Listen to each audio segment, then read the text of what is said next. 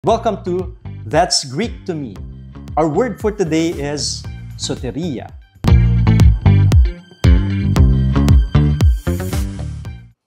Dear friends, Erene Humin, peace be with you. This is Father Joel Kamaya, Salesian of Don Bosco, and welcome to That's Greek to Me. Our word for today is soteria. The Greek word soteria means salvation or deliverance, referring to being rescued from danger or destruction.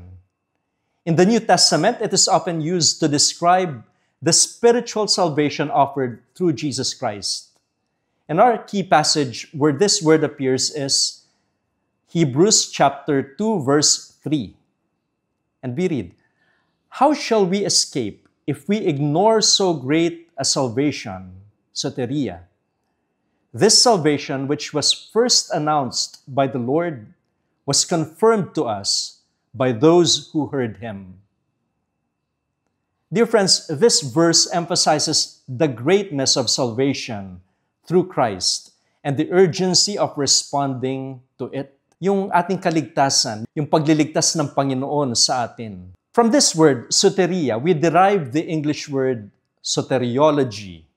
And that is the study of salvation in Christian theology. Salvation is not just about eternal life. It also involves deliverance from sin and transformation in our daily lives.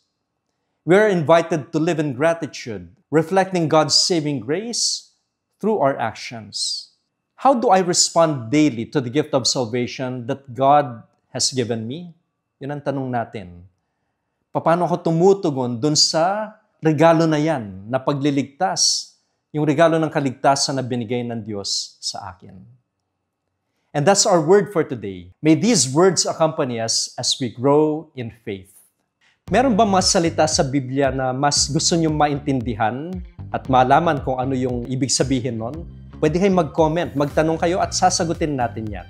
And of course, I invite you to like, to share, and to subscribe.